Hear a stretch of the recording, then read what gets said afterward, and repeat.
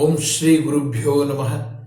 ವಸುದೇವಸುತಂ ದೇವಂ ಕಂಸಚಾಣೂರಮರ್ದನಂ ದೇವಕೀ ಪರಮಾನಂದಂ ಕೃಷ್ಣಂ ವಂದೇ ಜಗದ್ಗುರು. ಪರಾತ್ಪರ ಯೂಟ್ಯೂಬ್ ಚಾನಲ್ನ ಎಲ್ಲ ವೀಕ್ಷಕರಿಗೆ ಸ್ವಾಗತ.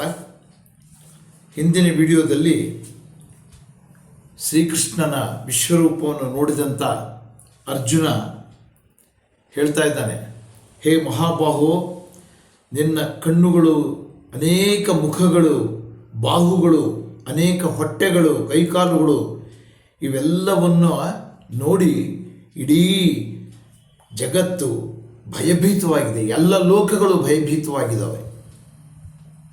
ನಾನು ಸಹ ಭಯಭೀತನಾಗಿದ್ದೀನಿ. ವೇಗವಾಗಿ ನೀನು ಬೆಳೀತಾ ಇರ್ತಕ್ಕಂಥ, ಗಗನದವರೆಗೂ ಬೆಳೀತಾ ಇರ್ತಕ್ಕಂಥ ನಿನ್ನ ರೂಪ, ನಿನ್ನ ಕೋರೆ ದವಡೆಗಳು ಇವೆಲ್ಲವನ್ನು ನೋಡಿ ಮನಸ್ಸು ಭಯಭೀತವಾಗಿ ನನಗೆ ಶಾಂತಿ ಇಲ್ಲದಂತೆ ಆಗಿದೆ ಮಹಾನುಭಾವ ಅಂತ ಕೇಳಿಕೊಂಡಿದ್ದ. ಮತ್ತೆ ಮುಂದುವರೆದು 25, 26, 27ನೇ ಶ್ಲೋಕಗಳಲ್ಲಿ ಏನನ್ನು ಹೇಳ್ತಾನೆ ಅಂತ ನೋಡೋಣ. ದಂಷ್ಟ್ರಾಕರಾಲಾನಿ ಚ ತೇ ಮುಖಾನಿ ದೃಷ್ಟ್ವೈವ ಕಾಲಾನಲಸನ್ನಿಭಾನಿ ದಿಶೋ ನ ಜಾನೇನ ಲಭೇ ಚ ಶರ್ಮ ಪ್ರಸೀದ ದೇವೇಶ ಜಗನ್ನಿವಾಸ.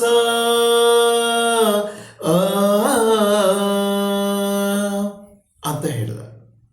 ಹೇ ದೇವೇಶ, ನಿನ್ನ ಕೋರೆ ದಾಡೆಗಳಿಂದ ಕೂಡಿರ್ತಕ್ಕಂಥ ಬಾಯಿ, ಪ್ರಳಯಾಗ್ನಿ ಎತ್ತಿರ್ತಕ್ಕಂಥ ನಿನ್ನ ಮುಖ ಇವೆಲ್ಲವುಗಳನ್ನು ನೋಡಿ ನನಗೆ ದಿಕ್ಕು ತೋಚಿದಂತೆ ಆಗಿದೆ. ನಾನು ಶಾಂತಿಯನ್ನೇ ಕಳ್ಕೊಂಡ್ಬಿಟ್ಟೆ. ಹೇ ಜಗನ್ನಿವಾಸ, ಶಾಂತನಾಗು ಶಾಂತನಾಗು ಅಂತ ಕೇಳ್ಕೊತಾ ಇದ್ದಾನೆ. ಭಗವಂತನ ಈ ಪ್ರಳಯಾಗ್ನಿ ಅಂತಿರ್ತಕ್ಕಂಥ ರೂಪವನ್ನು ನೋಡಿ ಅರ್ಜುನನಿಗೆ ದಿಗ್ಭ್ರಮೆ ಉಂಟಾಯಿತು, ದಿಕ್ಕು ತೋಚಿದಂತೆ ಆಗೋಯಿತು. ಯಾಕೆಂತಂದರೆ ಶ್ರೀಕೃಷ್ಣನಲ್ಲಿ ಇಂಥ ಒಂದು ಅವತಾರ ಇದೆ ಅನ್ನೋದು ಅರ್ಜುನನಿಗೆ ಗೊತ್ತಿಲ್ಲ. ಶಾಂತ ಸ್ವರೂಪನಾದಂಥ ದೇವರುಗಳನ್ನು ನೋಡಿದರೆ ಎಲ್ರಿಗೂ ಸಂತೃಪ್ತಿ ಆಗುತ್ತೆ, ಸಮಾಧಾನ ಆಗುತ್ತೆ. ಆದರೆ ಇಂಥ ಭಯಂಕರವಾದಂಥ ದೈವ ರೂಪವನ್ನು ನೋಡಬೇಕು ಅಂತಂದರೆ ಅದಕ್ಕೆ ಆ ನೋಡುವಂಥವನಲ್ಲೂ ಕೂಡ ಅತ್ಯಂತ ಧೈರ್ಯ ಬೇಕು. ಭಗವಂತನಲ್ಲಿ ಎಲ್ಲ ರೀತಿಯ ಸ್ವರೂಪವೂ ಅಡಗಿದೆ. ಭಯಾನಕವಾದಂಥ ಸ್ವರೂಪವನ್ನು ಕೂಡ ಭಗವಂತ ತೋರಿಸ್ತಾನೆ ಅನೇಕ ಸಂದರ್ಭದಲ್ಲಿ. ಅಂಥ ಒಂದು ಭಯಂಕರವಾದಂಥ ವಿಶ್ವರೂಪವನ್ನು ನೋಡಿ ಅರ್ಜುನನಿಗೆ ಅಶಾಂತಿ ಉಂಟಾಯಿತು, ದಿಕ್ಕು ತೋಚಿದಂತಾಯಿತು.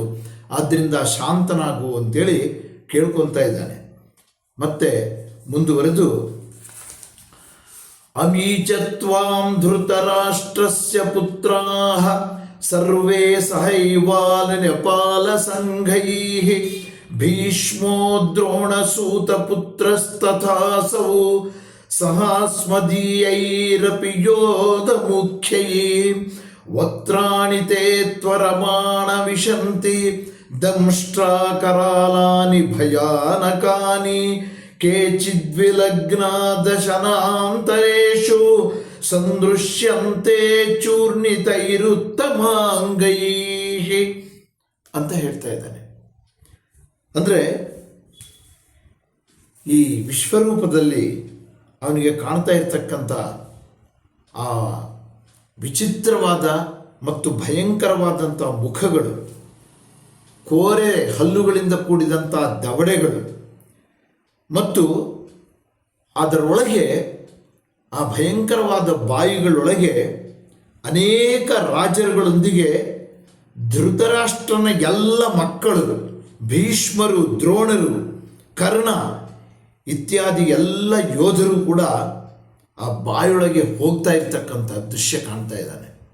ವೇಗವಾಗಿ ಆ ಬಾಯೊಳಗೆ ಹೋಗ್ತಾ ಇದ್ದಾರೆ.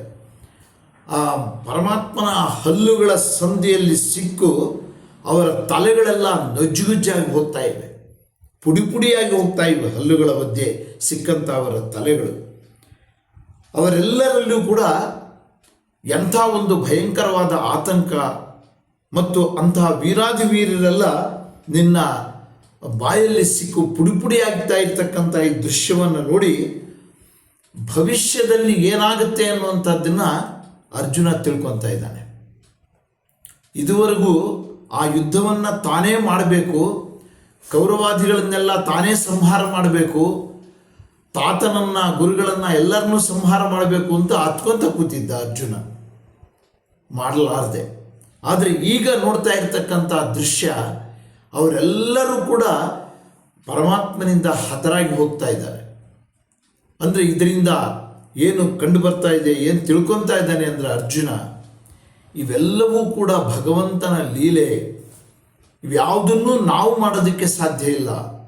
ನಾವೆಲ್ಲ ನಿಮಿತ್ತ ಮಾತ್ರರು. ಈ ಜಗತ್ತಿನಲ್ಲಿರ್ತಕ್ಕಂಥ ಮಾನವರೆಲ್ಲ ಪಾತ್ರಧಾರಿಗಳು. ಆ ಸೂತ್ರಧಾರನಾದಂಥ ಭಗವಂತ ಏನೇನು ಮಾಡಬೇಕು ಅಂತ ಆಗಲೇ ನಿರ್ಧರಿಸಿಬಿಟ್ಟಿದ್ದಾನೆ ಅನ್ನುವಂಥದ್ದನ್ನು ಆ ದೃಶ್ಯ ತೋರಿಸ್ತಾ ಇದೆ. ಅಲ್ಲಿ ಕಾಣ್ತಾ ಇರ್ತಕ್ಕಂಥದ್ದನ್ನು ಹೇಳ್ತಾ ಇದ್ದಾನೆ ಅರ್ಜುನ.